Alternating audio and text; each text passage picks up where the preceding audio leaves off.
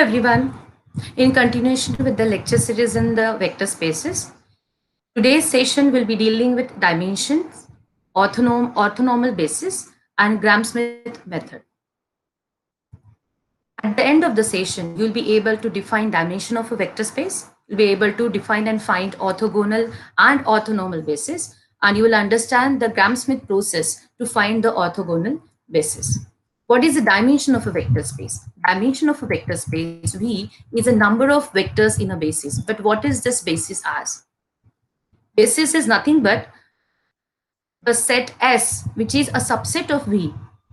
Then this S is known as a basis of V if first S spans V and the second S is a linearly independent set of vectors in V.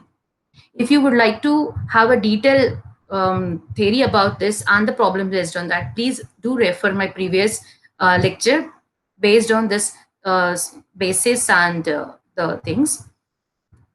Now, this dimension is known as infinite dimensional vector space if there is no finite basis, and otherwise it is a finite dimensional vector space. What is orthogonal and orthonormal basis? First, if capital S is a subset of vector space R to the power n, then S is called an orthogonal set if each and every vector, if you'll observe here, each and every vector, because this holds good for all I and j. So Vi dot Vj is equals to 0 means what? Each and every vector from this S should be perpendicular to each other. That means the cosine angle between them should be 90 degrees. Then only I could say that the dot product of them will be equals to 0, right? So an orthogonal set of vectors is called orthonormal if all the vectors in S are of unit vectors, if they are of unit vectors. Now, Gram-Smith process. If we have been given S, which is not orthonormal set, then if we wanted to find a basis for this space, which is orthonormal, then we have to follow some steps. First step, find an orthogonal basis. And second, that means we can find out this orthogonal basis and we can convert this orthogonal basis into an orthonormal basis. It's very simple. What is the second stage? First we have to find out the orthogonal basis using the process. Second thing is we can divide each of the basis vector by its magnitude to arrive to an orthonormal basis, right? So one vector, if I have a V1 vector, and if I wanted to convert that V1 into a unit vector, it's nothing but V1 divided by the magnitude of that particular vector, Hence, that means to find out orthonormal set, we have reduced this question to finding out the orthogonal basis. Now, let us, for example, because we wanted to define the process and the algorithm for this process, the Gram-Smith process. So we have to say that, okay, fine, capital D is the orthogonal basis for that particular S. And the vectors are V1, V2, Vn. My given vector is U1, V2, U1, U2, and up to Un. Now, for the first vector of this basis is same V1, which is same as U1. That means whatever is given, suppose I have four vectors. So out of that 4 vector, let my first vector, which is the orthogonal basis, is same as the first vector of the S element. So we are saying that the first vector of this orthogonal basis is nothing but the first vector of the given space. Second, how to find out the second vector? If you'll observe here the formula, so this is done. That means I have said that, okay, my first vector is nothing but the same vector as that of, we have got it from S, capital S. Now, remember this V1 is from T, capital T, which we are finding out. That means our assumption, our claim is to find out the capital T, all the vectors from capital T. And what has been given to us? We have been given capital S. Capital S, that is U1, U2, U3, they are given to us. V1, V2, V3, V4, we are finding it out. What is V2? V2 is nothing but U2 minus U2 dot V1 upon V1 dot V1 is equals into V1. Now, sometimes this is also known as a projection also. Projection is also aware, but few books are giving, instead of projection, they are giving you in this way. So it's U2 dot U1. u2 dot v1. What is this? This is nothing but a, this is u2 dot v1. If you remember the previous lectures, we have discussed this is nothing but inner product of two vectors u2 dot v1. And what is this? This v1 dot v1, which is there in the denominator, is also we can find, we can write down as v1, that is a norm, square of the norm. So this is, sometimes this can also be given, this term can be replaced in some of the books like this also, one and the same. We are just going with the same notation just to have a simple calculations here.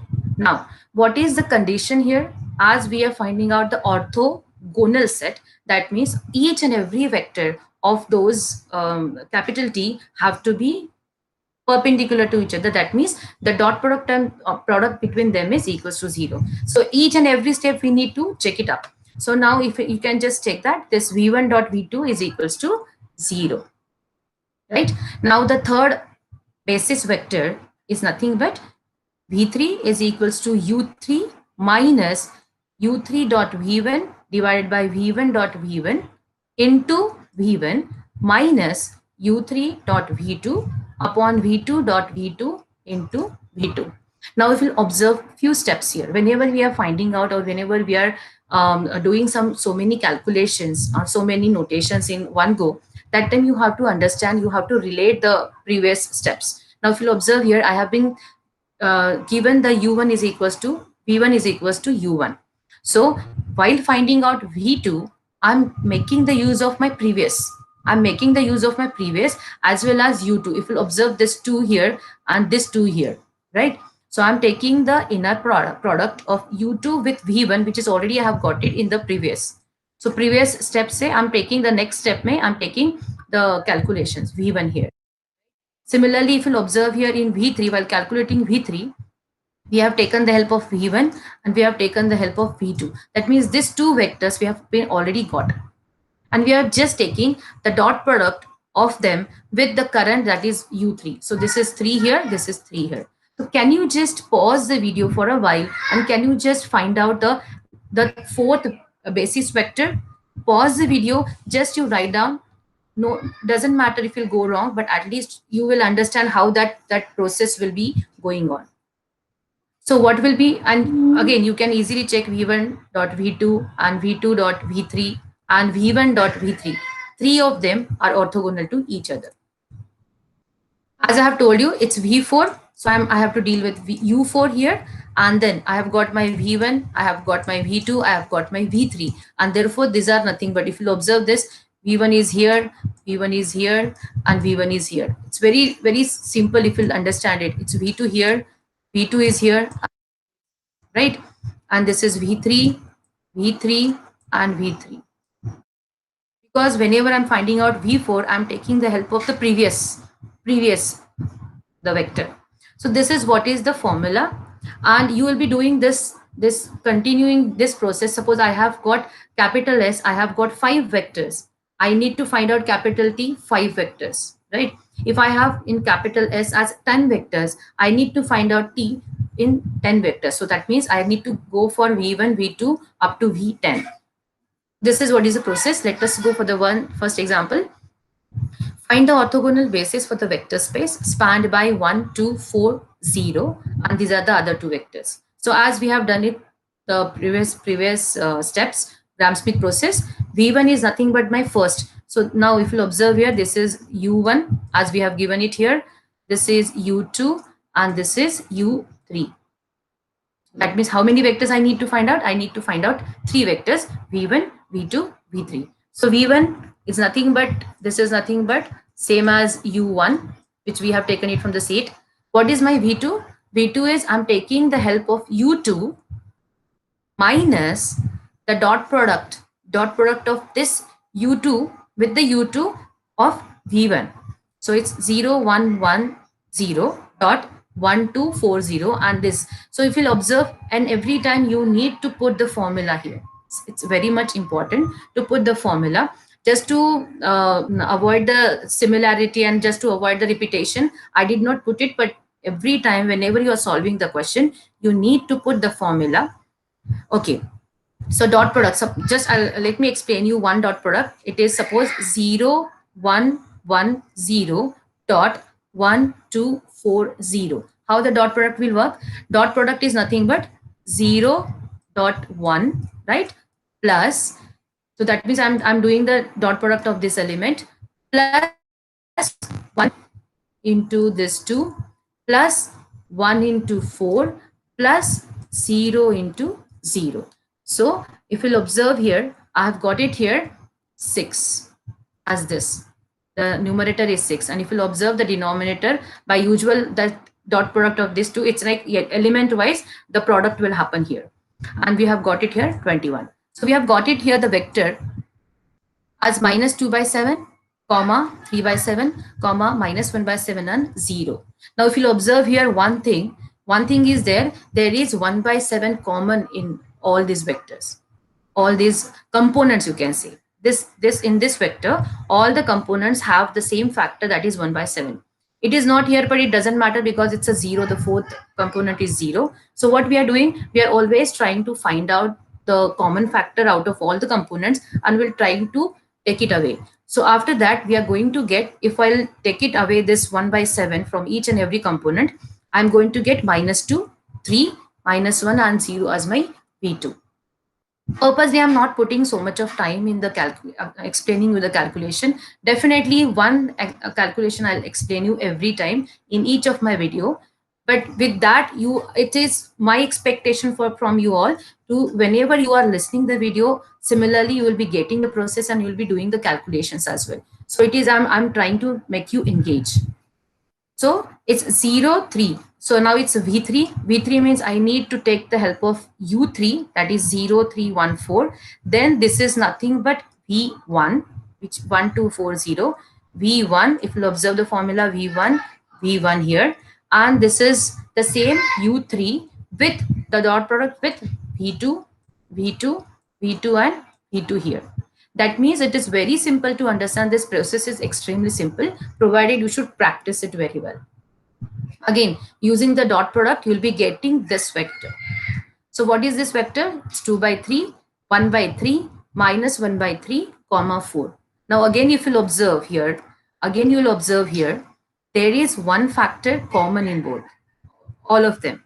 That is 1 by 3. If I wanted to make this 1 by 3 out from each and every one, there is a 4 at the end. We don't have a 1 by 3, but that means what? You have to multiply that last component with 3. That means in short, what are we doing? We are multiplying and divide this vector by 3. That is also one of the way. Otherwise, take it away. That 1 by 3 is also correct. It's not a problem. So it's known as congruent vectors. And therefore, we have got 3 vectors. So these are my orthogonal basis. So orthogonal basis is nothing but 1 2 4 comma 0. I mean, that is minus 2 3 minus 1 0 and 2 1 minus 1 and 12. You can easily check whether these vectors are orthogonal or not. How can it do that? You just do the dot product of these two, you should get 0. Dot product of this 2 should get 0. And dot product of this 2, you should get 0. And it's known as orthogonal basis. Suppose, let us go for one more example, which is given to, it's a very simple one. 3 vectors have been given to you as a basis. And we have to define or describe this orthogonal basis for this W. V1, as rightly said, it is nothing but V1 is my first vector, is nothing but the first vector from this basis. Second vector, the calculations is, now I'm talking about second vector V2. So if you'll observe, we have taken the help of X2 here, and the rest of the things as we have got it from the previous step. That means as soon as we are getting the vector, we are making vector to take out the next one, right? So this is what, just you verify it once. It's very simple. My target is, or my objective is just to make you understand the concepts here. And therefore, again, this, if you'll observe, it's 1 by 14, 1 by 7 here, 1 by 14. So this 14, if you'll multiply this with the 14, you'll be getting this as a vector. And therefore this V3, again, it's because of this X3 here, and X3 here, and rest of this V1 we have got it, we have got V2. So we are finding out V3 using that. And this is nothing but this V3, just to check it out with the previous step. Again, there is a common factor 1 by 5, 1 by 5, 0, 1. And that's the reason we have multiplied everywhere here by 5. So we have got 4, minus 2, 0, and 5. So what is it? Orthogonal basis for W is this. 3 vectors, which I have got it as this is my V3, V2, and V1 from the previous steps. Then let us go for one example on orthonormal. This is extremely simple, but let me explain you here. Purpose they have taken just to make you understand 2 vectors only, just to the time constraint. V1, V2, 1, 1, 0, 0, 0, 3. It's given, it's, what is this? This is given to me as an orthogonal basis. So that means what? It's not required for me to find out. See, this is, understand the words. This is orthogonal basis. It's been given to me. While in the previous 2 questions, it's been not been given. We have to find out the orthogonal basis. So I've been given here. That means what? You, V1 and V2, the product of them has to be equals to 0. You can easily check it. 1 into 0 plus 1 into 0 plus 0 into 3. The product of this 2, that is V1 dot V2, you will be getting as 0, right? That means what? This is nothing but an orthogonal basis. That means the dot product of them, or you can say the inner product of those vectors is equals to 0. So now, what is this? Very simple. I have got it. U1 is equals to 1 upon norm of V1, because this is the orthogonal basis. So what are we doing? We are just finding out the norms, and we are dividing that particular vector by the norm of that vector. Nothing else we are doing. The vector. That means this is, if you'll observe, it's 1 upon, so V1 upon mod of, sorry, norm of V1 is nothing but 1 upon square root of, and you are aware of what is a norm. Norm of V1 is nothing but is equals to square root of 1 square plus, please bear with me, 1 square plus 0, which is nothing but square root of 2. This is square root of 2, which we have got it here. And just we have multiplied that with the vector. That's all. Similarly, U2 is 1 upon norm of V2. Again, the same. What is the norm of V2? V2 is here. It's 0, 0, 3. So norm is nothing but square root of 3 square, which is again a 3 here. And the vector is 0, 0, 1. And therefore, what is it? What is this orthonormal basis? Orthonormal basis will contain this U1 and U2. Nothing else. It's extremely simple. So what we can do it in the previous 2 examples, we can convert those orthogonal bases into orthonormal basis just by dividing each and every vector with its norm. Each and every vector with its norm. That's all. Okay. So this normally Gram-Schmidt process has been used to find out the orthonormal basis for the given space. And most of the time they can ask you just to find out the orthogonal basis for the particular given space. Okay, I hope you all must have understood this. My suggestion for you all is to pause the video whenever I'm explaining something. Try to get the next step. Calculation, basically you can do it very well. Thank you. Happy learning.